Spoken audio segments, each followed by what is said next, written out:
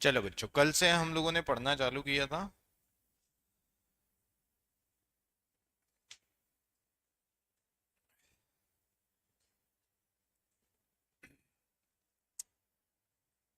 हाँ, अभी अपन ने बस इतना ही पढ़ा था, अकाउंटिंग क्या है। ठीक है। मैंने आपको अकाउंटिंग की डेफिनेशन पढ़ाई थी। क्या थी डेफिनेशन, जल्दी से रिवाइज करवा दो। Accounting is a process. किसकी प्रोसेस है बताओ जल्दी से। सबसे पहले क्या करोगे? आइडेंटिफाई, ट्रांजेक्शन्स को आइडेंटिफाई करेंगे, कौन से ट्रांजेक्शन लिखना है, कौन से ट्रांजेक्शन नहीं लिखना है। आइडेंटिफाई करने के बाद फिर उसे क्या करोगे? Major in term of money, monetary term में उसे मेजर करना है, क्योंकि जब तक हमें उसे मॉनेटरी वैल्यू नहीं पता है तब तक हम उसे रिकॉर्ड नहीं कर पाएंगे। मेजर करने के बाद फिर क्या करें आप?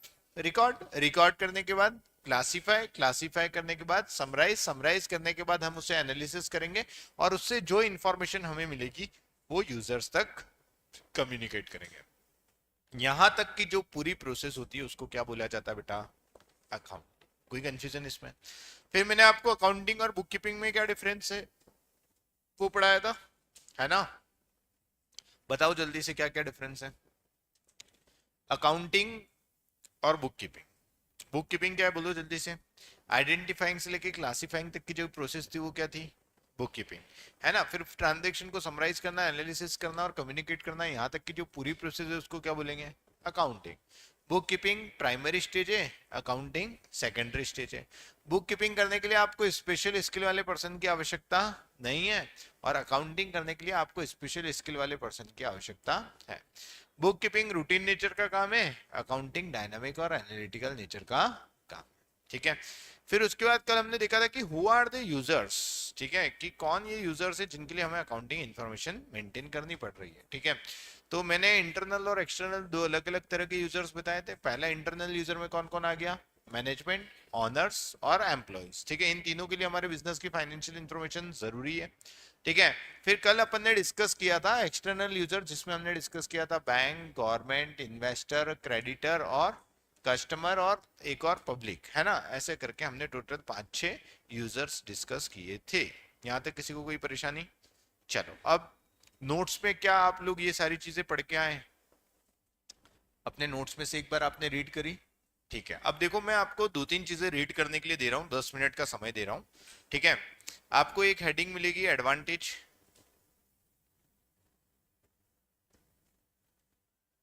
ठीक है, एडवांटेज के बाद आपको पढ़ना है फंक्शंस।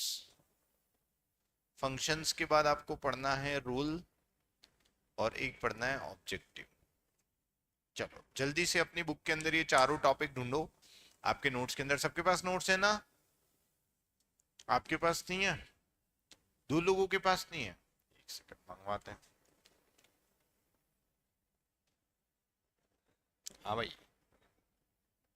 तीन लोगों के पास। आप में से कोई आ जाया है क्या तीनों में से? दो लोग आ जाए। ठीक है, क्या नाम है बेटा आपका? निरंजन। इंदौर से ही हो आप? कहाँ रहते हो इंदौर में? अच्छा, पलास। और कौन सी क्लास में अभी? आपका नाम? केशव कुशवाहा।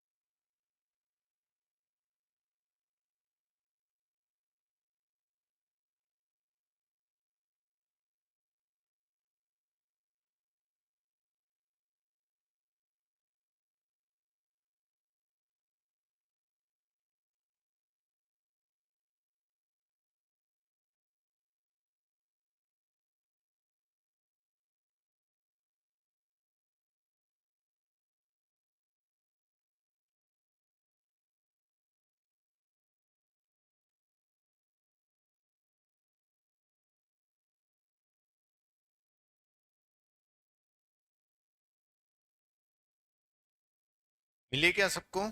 आ रहे बेटा, आप लोगों के नोट्स है ना, बोल दिया मैंने, पांच आ रहे भैया। हाँ, सबको मिल गए क्या?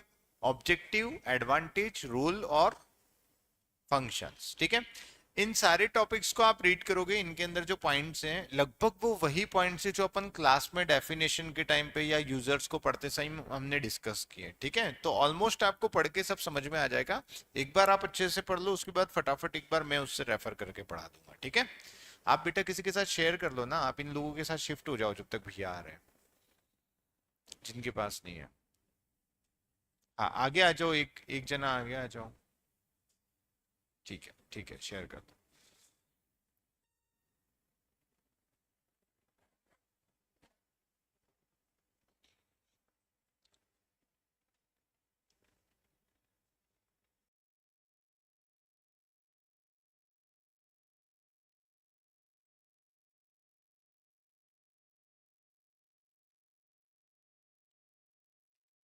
एडवांटेज और फंक्शन पढ़ लिए, क्या क्या पढ़ लिया? सब पढ़ लिया क्या? कंपेरेटिव, तू ही पूछ रही है? कंपेरेटिव स्टडी मतलब कंपैरिजन करना। बताता हूँ, बता, सारे पॉइंट बता रहा हूँ मैं, चिंता करो।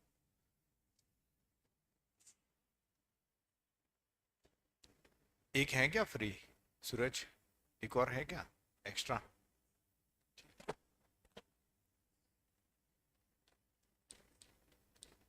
नहीं, वो तीन ही बच्चे नए थे बस, बाकी सबके पास था। देना बेटा तेरे नोट्स। चलो अब साथ में डिस्कस करें एक बार, है ना। जो पॉइंट समझ में नहीं है अपन डिस्कस कर लेते हैं। सबसे पहले मुझे दिख रहा है ऑब्जेक्टिव, राइट। ऑब्जेक्टिव मिला सबको, सेकंड पेज पे ही है। ऑब्जेक्टिव में पहला पॉइंट क्या बोल रहा है? मेंटेनिंग अकाउंटिंग रिकॉर्ड, ठीक है। हमने सिस्टमेटिक अकाउंटिंग रिकॉर्ड करने के लिए ही क्या अकाउंटिंग करी थी। ऑब्जेक्टिव का मतलब क्या हुआ? अकाउंटिंग क्यों करते हैं, अकाउंटिंग करने के पीछे क्या उद्देश्य है? पहला उद्देश्य क्या था? सिस्टमेटिक रिकॉर्ड्स मेंटेन करना, पहला पॉइंट वही बोल रहा है। दूसरा पॉइंट क्या बोल रहा है? Determining profit and loss, business का प्रॉफिट एंड लॉस पता करना, ठीक है। तो हम प्रॉफिट एंड लॉस अकाउंट बनाते हैं इसमें, जिससे हमें बिजनेस का प्रॉफिट एंड लॉस पता चलता है। डिटरमाइनिंग फाइनेंशियल पोजीशन, बताओ फाइनेंशियल पोजीशन किससे पता चल रही थी? बैलेंस शीट से, वेरी गुड। तो हम लोगों ने बैलेंस शीट बनाई थी फाइनेंशियल पोजीशन पता करने के लिए। फाइनेंशियल पोजीशन बोले तो मेरी कितनी असेट्स थी, असेट्स के अगेंस्ट में मेरी लायबिलिटी कितनी है, उसको हमने क्या बोला था? Financial position. उसके बाद फैसिलिटेटिंग मैनेजमेंट, मैनेजमेंट को फैसिलिटेट करना, इसका मतलब मैनेजमेंट की हेल्प करना। क्या? Financial data, accounting entries, accounting information क्या मैनेजमेंट की हेल्प करती है? हाँ, उनको डिसीजंस लेने में हेल्प करती है, उनको प्लान्स एंड पॉलिसीज बनाने में हेल्प करती है, ठीक है। तो मैनेजमेंट की हेल्प करना। Providing accounting information to the users, हमारे यूजर्स को इंपॉर्टेंट जो अकाउंटिंग इंफॉर्मेशन है वो प्रोवाइड कहाँ से की जा सकती है? अकाउंटिंग से ही की जा सकती है। प्रोटेक्टिंग बिजनेस असेट्स का मतलब क्या हुआ? कि भैया हमारे पास रिकॉर्ड तो होना चाहिए, हमारे पास कौन कौन सी असेट्स है, कितनी असेट्स है, उनकी वैल्यू कितनी है, ठीक है। तो उनका रिकॉर्ड मेंटेन करने के लिए हम लोग अकाउंटिंग करते हैं। इसमें से किसी भी पॉइंट में कोई परेशानी? सारी चीजें वही है जो हम डिस्कस कर चुके हैं ऑलरेडी, ठीक है। अब देखो फंक्शंस में भी सेम ही पॉइंट है। पहला पॉइंट क्या बोल दिया उसने? सिस्टमेटिक रिकॉर्ड बनाना। दूसरा क्या बोला? फाइनेंशियल स्टेटमेंट प्रिपेयर करना, ठीक है। तीसरा क्या बोला? Meeting legal requirement. Legal requirement का मतलब ये होता है कि जैसे हम पे इनकम टैक्स एप्लीकेबल है, जीएसटी एप्लीकेबल है ना। तो इनकम टैक्स के रिटर्न भरना है, जीएसटी के रिटर्न फाइल करना है, कितना पैसा कमाया, ये सारी चीजें, सारी डिटेल आपको कहाँ से पता चलेगी? फाइनेंशियल स्टेटमेंट से। तो इसलिए अकाउंटिंग करना जरूरी है। फिर उसके बाद क्या बोला इसने? Communication financial information to the user, ये भी वही पॉइंट है। और असिस्टेंस टू मैनेजमेंट, ये भी वही पॉइंट है। ये चारों क्वेश्चन मैंने आपको कॉमन पढ़ने के लिए क्यों दिए पता है? क्योंकि इनके अंदर जितने भी पॉइंट्स है सब कॉमन है। आप कोई भी 5 पॉइंट याद कर लो, आप किसी के भी आंसर में वो पॉइंट लिख सकते हो, ठीक है। चलो, तो अपने को टोटल 5 पॉइंट याद करना कोई से भी, लेकिन एक बार मैं ऊपर ऊपर से सारे देख लेता हूँ, ऐसा तो कुछ नहीं है जो मैंने नहीं पढ़ाया, ठीक है। हाँ, एडवांटेजेस ऑफ अकाउंटिंग की बात करते हैं। Financial information of business, users को फाइनेंशियल इंफॉर्मेशन प्रोवाइड करना। नंबर 2, मैनेजमेंट की हेल्प करना। Number 3, replace memory. ये पॉइंट तो अपन ने पहले ही दिन डिस्कस किया था कि भाई हम लोग क्या होता है, धीरे धीरे ट्रांजेक्शन्स को भूल जाते हैं। तो ये हमारी मेमोरी को रिप्लेस करता है कि यार आप ट्रांजेक्शन भूल नहीं जाओ, इसलिए अपन ने उसको एक जगह लिख दिया। Facilitate comparative study. Comparative study का मतलब क्या हुआ, जैसे मुझे कंपैरिजन करना है। देखो दो तरीके का कंपैरिजन होता है, एक तो होता है इंटर फर्म कंपैरिजन और दूसरा होता है इंट्रा फर्म कंपैरिजन। समझ में आया? इंटर फर्म कंपैरिजन का मतलब होता है एक फर्म से दूसरी फर्म का, एक बिजनेस से दूसरे बिजनेस का कंपैरिजन करना, क्या कहलाता है? Inter firm. ठीक है, जैसे इंटरनेशनल मैच होता है, दो देशों के बीच में होता है ना, वैसे ही इंटर फर्म हुआ, इंटर बिजनेस कंपैरिजन हुआ, तो वो किसके बीच में हुआ? दो बिजनेस के बीच में। जैसे अगर मुझे देखना है कि टाटा मोटर्स और महिंद्रा की सेल्स को मुझे कंपेयर करना है, तो ये कंपैरिजन क्या कहलाएगा? Inter firm comparison. समझ में आया? फिर दूसरा कंपैरिजन होता है इंट्रा फर्म कंपैरिजन। इंट्रा मतलब विद इन सेम फर्म। अब विद इन सेम फर्म में कैसे कंपैरिजन करूंगा? जैसे मुझे देखना है कि मेरी कंपनी ने पिछले 10 साल में कितनी ग्रोथ करी, है ना, तो 10 साल पुराना मैंने अपना अकाउंटिंग डाटा उठाया और अभी 2025 का डाटा उठाया, 2015 और 2025, और उस डाटा को आपस में कंपेयर किया, तो मुझे पता चला कि पिछले 10 साल में आपका बिजनेस कितना ग्रो किया है। समझ में आया? तो कंपैरेटिव स्टडी भी आप तभी कर पाओगे ना जब आपके पास अकाउंटिंग का डाटा है। अगर आपके पास अकाउंटिंग ही नहीं है तो आप कंपैरिजन कर पाओगे क्या? तो inter firm intra firm comparison दोनों के लिए अकाउंटिंग होना आवश्यक है। उसके बाद बात करिए इन्होंने facilitate settlement of tax liability. Tax का पेमेंट करने के लिए अकाउंटिंग होनी चाहिए, कर चुके हैं डिस्कस, है ना। उसके बाद फैसिलिटेट लोन। याद करो मैंने आपको एक एग्जांपल दिया था, है ना, अपने को दुकान की को ब्रांच खोलनी थी, तो अपन बैंक के पास गए थे, लोन लेने गए, तो बैंक मैनेजर ने पहले क्या बोला था? सबसे पहले कि भाई आपके पिछले 5 साल के फाइनेंशियल स्टेटमेंट लेकर आओ। ठीक है, तो ये भी पॉइंट हो चुका है। एविडेंस इन कोर्ट का मतलब होता है कि भाई आप अगर आपने सिस्टमेटिक अकाउंटिंग कर रखी है, आगे जाके कोई केस वगैरह होता है, कोई डॉक्यूमेंट आपको कोर्ट में दिखाने हैं, तो उस केस में आपका जो अकाउंटिंग का डाटा है आप उसको कोर्ट में एज एन एविडेंस प्रेजेंट कर सकते हैं, तो एविडेंस के रूप में भी ये काम करता है। Facilitate sale of business. भाई अगर मैंने डाटा मेंटेन किया हुआ है तो मुझे पता चलेगा कि मेरे पिछली कितनी सेल थी, है ना, इस साल मेरी सेल्स कितनी बढ़ी, आगे और उसको कैसे बढ़ा सकता हूँ। ठीक है, तो सेल्स को इंप्रूव करने में भी आपको अकाउंटिंग का डाटा हेल्प करता है। Assistance in the event of insolvency. Insolvency क्या होती है पता है किसी को? इंसॉल्वेंसी नहीं पता किसी को भी? दिवालिया, इंसॉल्वेंट, दिवालिया सुना है? इंसॉल्वेंट या दिवालिया व्यक्ति वो होता है जिसकी टोटल असेट्स इतनी जिसकी टोटल लायबिलिटी इतनी ज्यादा है कि उसकी सारी असेट्स को बेच भी दिया जाए तो उसका सारी लायबिलिटी का पेमेंट नहीं किया जा सकता। जैसे फॉर एग्जांपल एक बंदा है जिसके पास 1 करोड़ रुपए की संपत्ति है। कितने की का संपत्ति है? अब मान लो उस पे कर्जा हो गया 5 करोड़ का। कितने का कर्जा हो गया? 5 करोड़ का। अब वो अपनी पूरी प्रॉपर्टी बेच भी दे तो भी अपनी सारी लायबिलिटी का भुगतान नहीं कर सकता। ऐसे व्यक्ति को फिर कोर्ट क्या डिक्लेयर कर देता है? इंसॉल्वेंट। समझ में आया? जैसे कोई व्यक्ति उसने बहुत सारे लोगों से छोटा छोटा उधार ले लिया और फिर बाद में पता चला कि इतने तो बहुत सारे लोगों से उधार ले रखा है। अब जो जो लोग उससे उधार पैसा मांगते थे सब उसके खिलाफ केस करेंगे या नहीं करेंगे? सब केस करेंगे, भैया ये हमारे पैसे खा गया, चुका नहीं रहा। अब कोर्ट ने देखा कि यार ये व्यक्ति तो, यार इस पे तो बहुत सारे केस चल रहे हैं, है ना, सेम पर्सन पे, और सबके सेम ही केस है कि इसने सबका पैसा खा लिया। कोर्ट फिर एक ऑफिसर को अपॉइंट करती है जिसको बोला जाता है लीगल रिप्रेजेंटेटिव। क्या बोला जाता है? ठीक है, वो लीगल रिप्रेजेंटेटिव क्या करता है? फिर उस व्यक्ति की पूरी छानबीन करता है ना, कि इसकी कितनी असेट्स है, कितनी लाइबिलिटी है। ठीक है, अब जब उनको पता चला कि यार इसके पास संपत्ति तो 1 करोड़ की, कर्जा कितने का हो गया? 5 करोड़ का, तो उसकी सारी संपत्ति कोर्ट सीज कर लेता है। सीज करना मतलब जब्त करना। ठीक है, सारी संपत्ति उसकी कोर्ट जब्त कर लेगा। आपने पिक्चर में देखा होगा, पुलिस आती है, सामान वामान खाली करा के घर पे ताला मार के और उस पे एक लॉक लगा के लाल कलर की सील लगा के चली जाती है। ठीक है, उसको बोला जाता है सीजर, सीज करना। ठीक है, सीज करने के बाद उसकी जितनी भी संपत्तियां उसका ऑक्शन किया जाता है, नीलामी की जाती है, और नीलामी में से फिर उनको जो पैसा मिलता है वो पैसा उनके क्रेडिटर के बीच में डिस्ट्रीब्यूट किया जाता है। और फिर उस व्यक्ति को ये लोग क्या बोल देते हैं? इंसॉल्वेंट। कोर्ट क्या डिक्लेयर कर देती है? इंसॉल्वेंट, कि भैया ये व्यक्ति दिवालिया है, इससे किसी भी तरह का पैसों का लेन देन ना किया जाए, और अगर अब किया गया तो उसके लिए आप खुद ही रिस्पॉन्सिबल हो। समझ में आया? क्योंकि भाई उसके पास कुछ है ही नहीं, तो अगर आप कोर्ट में जाओगे तो कोर्ट भी आपको क्या दिलवाएगी? समझ में आई कि नहीं आई बात? तो कोर्ट ऐसे व्यक्ति को फिर इंसॉल्वेंट डिक्लेयर कर देती है कि अब तुमने इसको उधार दिए तो फिर तुम जानो, हम तो जितनी संपत्ति इसकी थी बिकवा के जितना पैसा दिलवा सकते थे तुमको दिलवा दिया, लेकिन फ्यूचर में भी अगर अब तुम इसके साथ ट्रांजेक्शन करो तो उसके लिए तुम ही रिस्पॉन्सिबल रहोगे, कोर्ट आपको कोई रिलैक्सेशन प्रोवाइड नहीं कर पाएगा। उसके लिए उस व्यक्ति को क्या डिक्लेयर किया जाता है, इंसॉल्वेंट। ठीक है, तो जब इंसॉल्वेंसी का कैलकुलेशन होता है किसी का, तो उस केस में भी अकाउंटिंग डाटा काम में आता है या नहीं आता है, समझ में आया? जिस पे किसी पे इंसॉल्वेंसी का केस चल रहा है, तो उसके लिए ये अकाउंटिंग का डाटा यूज में आएगा या नहीं आएगा, बिल्कुल आएगा। ठीक है, और क्या लिखा है इनने, हेल्पफुल इन पार्टनरशिप अकाउंट। अगर आप पार्टनरशिप में बिजनेस करते हो तो पार्टनरशिप में भी भाई प्रूफ के लिए, है ना, एक दूसरे का हिसाब किताब चेक करने के लिए, ध्यान रखने के लिए, कहीं कोई फ्रॉड तो नहीं कर रहा है, कहीं कोई पैसे तो निकाल रहा है, उसके लिए आपको सिस्टमेटिक रूप से अकाउंटिंग करना बहुत जरूरी है। And last is help in decision making. Decisions लेने में हेल्प करती है कौन, हमारी अकाउंटिंग। हमने बात करी थी मैनेजमेंट को डिसीजन लेने में हेल्प करती है। ऑनर है, उसको बिजनेस चलाना है नहीं चलाना है, एक्सपांड करना है क्लोज करना है, जो भी करना है उसका डिसीजन वो किसके बेसिस पे लेगा, अकाउंटिंग इंफॉर्मेशन के बेसिस पे। ठीक है, तो ये सारे पॉइंट अपन ने डिस्कस किए। ठीक, अब उसके बाद एक और पॉइंट दिया है इसमें, रूल्स, है ना। रूल में तो सारे पॉइंट वही हैं। पहला पॉइंट सिस्टमेटिक रिकॉर्ड बनाना, दूसरा असिस्टेंट टू मैनेजमेंट, तीसरा कंपैरेटिव स्टडी करना, और चौथा एविडेंस इन कोर्ट। तो ये सारे पॉइंट वही हैं जो अपन ने ड्यूरिंग द डेफिनेशन कहीं ना कहीं डायरेक्टली इनडायरेक्टली ऑलरेडी डिस्कस कर दिए। और कोई ऐसा पॉइंट हो जो आपको समझ में नहीं आया हो या आपको नया लगा हो तो बताओ, मैं वापस से एक्सप्लेन कर देता हूँ। क्लियर है सबको सब कुछ? तो फिर अपन आज कुछ नया टॉपिक पढ़े।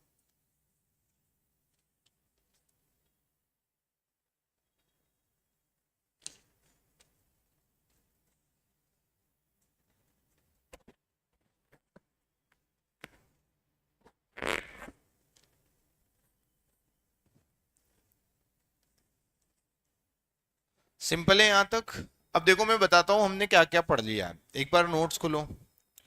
हमने डेफिनेशन पढ़ ली, कैरेक्टरिस्टिक्स देखो एक बार, identifying, measuring, recording, classifying, summarising, analysing and communicating पढ़ लिया। ठीक है, उसके बाद हमने ऑब्जेक्टिव पढ़ लिया, फंक्शन पढ़ लिया, एडवांटेज पढ़ लिया। ठीक है, उसके बाद रूल पढ़ लिया। ठीक है, देन हमने अकाउंटिंग की प्रोसेस पढ़ ली है, बुक कीपिंग और अकाउंटिंग पढ़ लिया हमने।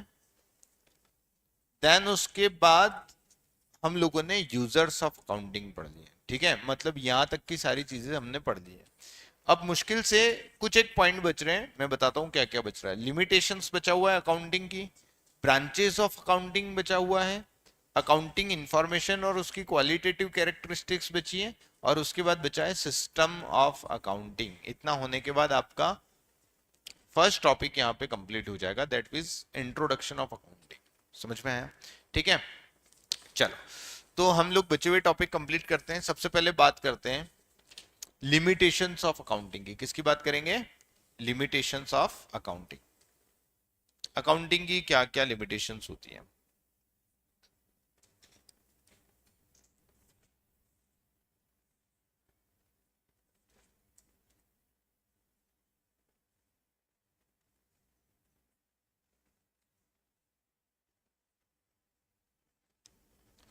लिमिटेशंस ऑफ अकाउंटिंग का मतलब है कि हमारे अकाउंटिंग में क्या डिसएडवांटेज है या हमारे अकाउंटिंग में क्या कमियां हैं, उसे क्या बोला जाता है?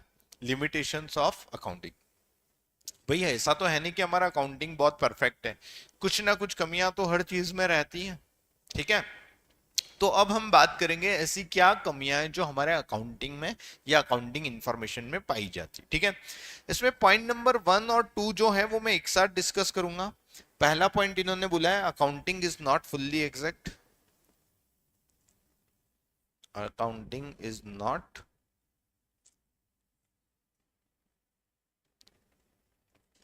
Fully exact. और दूसरा पॉइंट इन्होंने बोला है अकाउंटिंग प्रोवाइड्स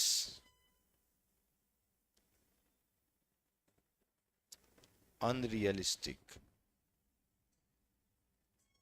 इंफॉर्मेशन।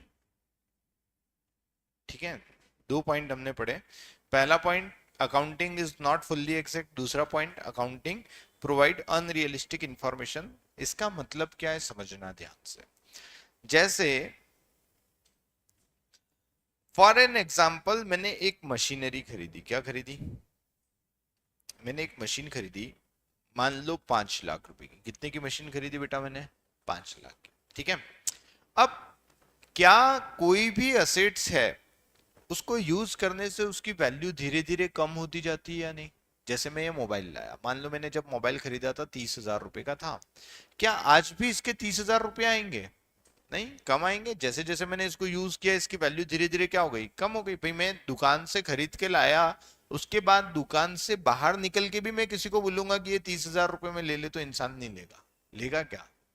लेगा नहीं। मैं जैसे ही दुकान से उतरा, मैंने तुमको बोला ये मोबाइल में 30,000 रुपए में लाया, एक काम कर तू 30,000 रुपए में रख ले, तुम लोगे मुझसे?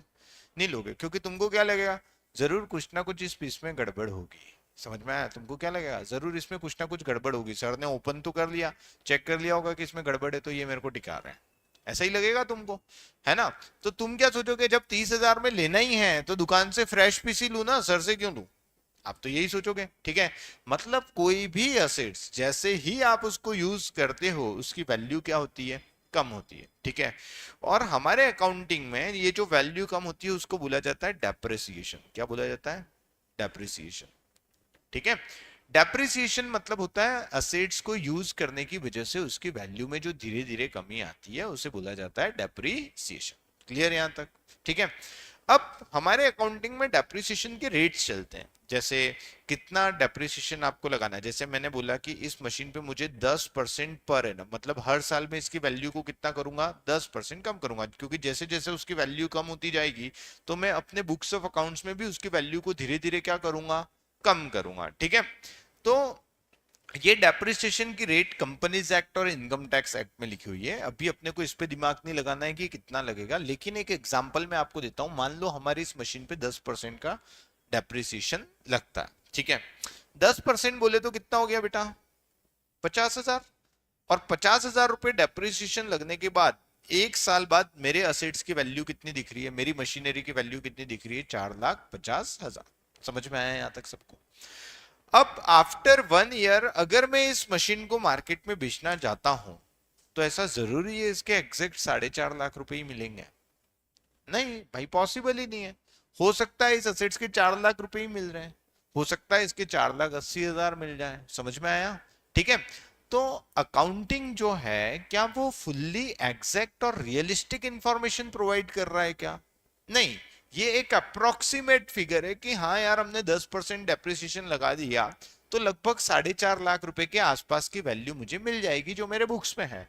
लेकिन ये एग्जैक्ट वैल्यू तो है नहीं। समझ में आया? आपको हो सकता है 4.5 की जगह 4,20,000 मिले, 4,30,000 मिले, ठीक है? या उससे ज्यादा भी मिल जाए, 4.5 की जगह आपको 4,60,000 या 70,000 मिल जाए, ऐसा भी हो सकता है, ठीक है? तो ये जो वैल्यू मेरे बुक्स ऑफ अकाउंट्स में मशीनरी की दिख रही है, क्या ये एग्जैक्ट वैल्यू है? नहीं। तो इसलिए इन्होंने पहला पॉइंट बोला, अकाउंटिंग आपको कभी भी एग्जैक्ट और रियलिस्टिक इंफॉर्मेशन प्रोवाइड नहीं करता, ये अनरियलिस्टिक या not fully exact information provide करता है। समझ में आई बात? पक्का? पक्का, ठीक है। उसके बाद अगला पॉइंट इन्होंने बोला है नंबर 3, अकाउंटिंग इग्नोर्स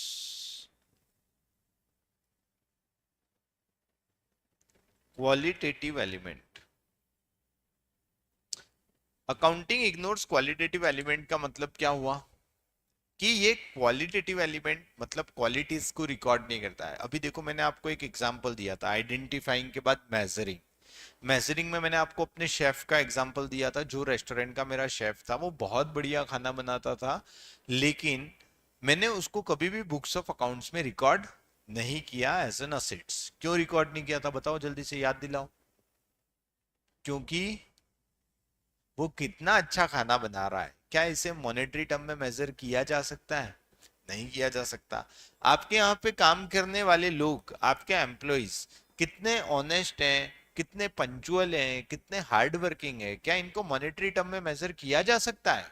नहीं किया जा सकता। इसलिए इन्हें बुक्स ऑफ अकाउंट्स में रिकॉर्ड भी नहीं किया जा सकता। समझ में आई कि नहीं आई बात? ठीक है।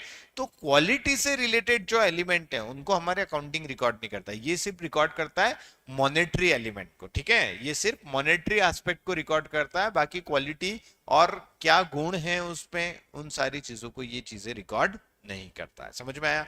तो तीसरा जो अकाउंटिंग की दो कमियां क्या हो गई, पहली तो अकाउंटिंग कभी भी फुल्ली एग्जैक्ट नहीं होता है। नंबर 2 बोलो, अकाउंटिंग कभी भी रियलिस्टिक इंफॉर्मेशन प्रोवाइड नहीं करता है। नंबर 3, अकाउंटिंग क्वालिटेटिव एलिमेंट को इग्नोर करता है। Fourth point,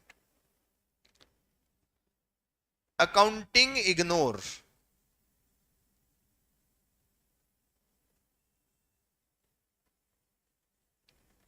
effect of price level changes. Accounting क्या बोलता है कि यार हमने एक बार जिस प्राइस पे सामान खरीदा हम उसको उसी पे रिकॉर्ड करके रखेंगे। बार बार उसकी प्राइस में चेंजेस आएंगे तो ऐसा नहीं कि हम अकाउंटिंग में बार बार काट के उसकी प्राइस को चेंज करेंगे। समझ में आया? जैसे फॉर एन एग्जांपल, मैंने कोई चीज खरीदी तो मैंने जिस प्राइस पे उस चीज को खरीदा उसको बोला जाएगा उसकी हिस्टोरिकल कॉस्ट। हिस्टोरिकल कॉस्ट मतलब क्या? किस प्राइस पे आपने उसको खरीदा था उसी प्राइस पे हमें उसे रिकॉर्ड करना है। कई बार ऐसा होता है ना यार कि बहुत सारे प्रोडक्ट बाद में महंगे हो जाते हैं या सस्ते हो जाते हैं, है ना? जैसे कोई मोबाइल लॉन्च हुआ, अभी कंपनी ने लॉन्चिंग ऑफर में 40,000 रुपए में निकाला, ठीक है? 10 दिन बाद वही मोबाइल आपको ऑनलाइन 50,000 रुपए में मिल रहा है, ठीक है? तो उसकी प्राइस बढ़ गई। अब आप तो खरीद के लाए 40 में, तो क्या उसकी प्राइस वापस से काट के अकाउंटिंग में 50,000 करोगे क्या? नहीं। समझ में आया? अकाउंटिंग कभी भी प्राइस लेवल चेंजेस को रिकॉर्ड नहीं करता। और अगर अपन ऐसे चेंजेस करने लगे तो फिर तो बेचारा जो गोल्ड का बिजनेस कर रहा हो तो पागल हो जाएगा, क्योंकि उसमें तो डेली आपके गोल्ड के प्राइस चेंज हो जाते हैं, ठीक है? तो क्या वो दिन भर बैठा बैठा अकाउंटिंग में वो प्राइस ही काट पीट करता रहेगा क्या? नहीं। समझ में आया? जिस प्राइस पे हमने माल खरीदा, गुड्स खरीदा, स्टॉक खरीदा, असेट्स खरीदी, उसी प्राइस पे उसे रिकॉर्ड किया जाता है। उसकी प्राइस में चेंज होने से हमारी अकाउंटिंग में उसका कोई इंपैक्ट नहीं आता, हम उसको बार बार चेंज नहीं करते हैं। And last point is accounting में लीड विंडो ड्रेसिंग। क्या यही पॉइंट है लास्ट में? अकाउंटिंग में लीड विंडो ड्रेसिंग। पहले अपन समझते हैं विंडो ड्रेसिंग का मतलब क्या होता है और अकाउंटिंग किस तरीके से विंडो ड्रेसिंग कर सकता है। समझना ध्यान से। विंडो ड्रेसिंग का मतलब होता है एक्चुअल से बेटर इमेज प्रेजेंट करना है। विंडो ड्रेसिंग का मतलब क्या हुआ? हम जैसे हैं उससे बेहतर अपने आप को दिखाना, उसको क्या बोलता है? Window dressing. जैसे हम लोग सोशल मीडिया पे अपने आप को दिखाते हैं, समझ में आया कि नहीं आया? हम सोशल मीडिया पे ये दिखाने की कोशिश करते हैं कि हम बहुत अच्छे हैं, समझ में आया? लेकिन वास्तविकता में हम ऐसे हैं क्या? नहीं, है ना? जैसे ही वो आता है तुम्हारा मदर्स डे, फादर्स डे, फटाफट अपने मम्मी पापा के ऐसे जन्म देती है वो ऐसे गाने वाले लगा के रील रील लगा के, और है ना, और पता चला घर पे तो बेचारी मम्मी काम कर रही है और तुम सोए सोए चिप्स खा रहे हो, मम्मी की कोई हेल्प नहीं कर रहे हो, ठीक है? तो हम अपने आप को क्या दिखाते हैं कि हम क्या ही हैं। जैसे ही रामनवमी आएगी तुम जय श्री राम वाले हो जाओगे, है ना? जैसे ही नवरात्रि आएगी तुम माँ दुर्गा वाले हो जाओगे, जैसे ही शिवरात्रि आएगी तुम जय भोले करके महाकाल के भक्त बन जाओगे। समझ आया? फादर्स डे पे पिता के लाडले, मदर्स डे पे। तो हम लोग क्या करते हैं, हम जो हैं उससे बेहतर अपने आप को दिखाने की कोशिश करते करते या नहीं करते हैं? सही है या नहीं? सेम टू सेम कंपनी के केस में कई बार कंपनी भी क्या करती है, एक्चुअल में जो है उससे अलग अपने आप को दिखाने की कोशिश करती है ताकि लोग उससे इन्फ्लुएंस हो। समझ में आया? और ऐसा करना पॉसिबल है किसके थ्रू? अकाउंटिंग के थ्रू। अकाउंटिंग के थ्रू विंडो ड्रेसिंग की जा सकती है। देखो कैसे की जा सकती है, एक एग्जांपल से समझाता हूं। मान लो दो कंपनियां हैं, ए लिमिटेड और बी लिमिटेड, ठीक है? दोनों ही कंपनी एक सॉफ्टवेयर कंपनी है, ठीक है? और अभी मार्केट में बहुत भयंकर रिसेशन चल रहा है। रिसेशन का मतलब समझते हो ना? मंदी। मंदी मतलब हर चीज महंगी महंगी हुई जा रही है, बेरोजगारी बढ़ती जा रही है, उसको बोला जाता है रिसेशन वाला पीरियड। महंगाई बढ़ती जा रही है, बहुत महंगाई चल रही है, रिसेशन का पीरियड चल रहा है, और अल्टीमेटली इंडिया के सारे ही सेक्टर लॉस में, है ना? जैसे कोविड के टाइम पे हुआ था। कोविड में अगर अपन बात करें तो सिर्फ मेडिकल इंडस्ट्री प्रॉफिट में थी, है ना? और ज्यादा से ज्यादा ही किराना वाले उसमें थे प्रॉफिट में, ये सब प्रॉफिट में थे। लेकिन क्या उसमें ऑटोमोबाइल सेक्टर था? नहीं। ऑटोमोबाइल सेक्टर कौन गाड़ियां ही नहीं खरीद रहा था उस समय, कोई बाद में खरीदे वो बात अलग है, मैं बात कर रहा हूँ कोविड वाले टाइम की। तो उसमें बाकी सारे सेक्टर जैसे रियल एस्टेट हो गया, क्या रियल एस्टेट में उसमें कोई इन्वेस्ट कर रहा था? नहीं कर रहा था। क्या कोई गोल्ड में इन्वेस्ट कर रहा था? नहीं। फाइनेंस कंपनी सारी लॉस में थी क्योंकि लोग लोन ही नहीं ले रहे थे उस समय, ठीक है? तो ऐसा कोई समय आता है जब लोग किस में चलते हैं? रिसेशन में। मान लो रिसेशन चल रहा है, अल्टीमेटली सारी कंपनियों को लॉस हो रहा है, और हकीकत यह है कि ए और बी दोनों लिमिटेड कंपनी जो है वो लॉस में चल रही है। कैसे चल रही है? लॉस में। अब क्या हुआ, ए बड़ी डेढ़ छाणी है। ए ने क्या किया, ए ने कुछ रिजर्व्स बना के रखे थे। क्या बना के रखे थे? रिजर्व्स। रिजर्व्स का मतलब होता है हमारे प्रॉफिट में से कुछ पैसा सेव करके रखना, उसको हम क्या बोलते हैं? रिजर्व। जैसे हम लोगों के घर में सेविंग होती है ना, वैसे ही कंपनी अपने कौन से अकाउंट में? रिजर्व्स के अकाउंट में अपना पैसा रखती है कि यार फ्यूचर में कभी कोई काम पड़ा तो अपन ये पैसा यूटिलाइज करेंगे। ठीक है। अब क्या हुआ भाई, ए और बी लिमिटेड दोनों कंपनी के शेयर होल्डर्स हैं। शेयर होल्डर समझते हो ना? जो शेयर में पैसा इन्वेस्ट करते हैं। ठीक है। जो कंपनी के शेयर खरीदते हैं, शेयर में पैसा इन्वेस्ट करते हैं, वो लोग कौन होते हैं? उन कंपनी के शेयर होल्डर। और जो कंपनी रहती है वो अपने शेयर होल्डर को डिविडेंड देती है। क्या देती है? डिविडेंड। डिविडेंड का मतलब होता है प्रॉफिट में हिस्सा। जितना पैसा कंपनी कमाती है उस प्रॉफिट में से कुछ कुछ पैसा वो अपने शेयर होल्डर को देती है, और उस प्रॉफिट के हिस्से को बोला जाता है डिविडेंड। हिंदी में इसका बड़ा अच्छा नाम है लाभांश। लाभांश का मतलब होता है प्रॉफिट का हिस्सा। ठीक है। इंग्लिश में उसको बोला जाता है डिविडेंड। अब ए लिमिटेड के भी शेयर होल्डर है, बी लिमिटेड के भी शेयर होल्डर है, और इन शेयर होल्डर को हर साल क्या मिलता था? डिविडेंड मिलता था। लेकिन इस साल ड्यू टू रिसेशन दोनों कंपनियों की हालत खराब है, दोनों कंपनियों में बिल्कुल भी प्रॉफिट नहीं है कि वो अपने शेयर होल्डर को डिविडेंड दे। समझ में आया? अब बी लिमिटेड ने तो मना कर दिया यार, हम तो इस साल प्रॉफिट में है ही नहीं, हम हमारे किसी भी शेयर होल्डर को कोई भी डिविडेंड देने वाले नहीं। ठीक है। लेकिन ए लिमिटेड ने बड़ी चालाकी से क्या किया, अपना जो रिजर्व था उस रिजर्व में से थोड़ा पैसा निकाल के किस में बांट दिया? शेयर होल्डर में, एज अ डिविडेंड।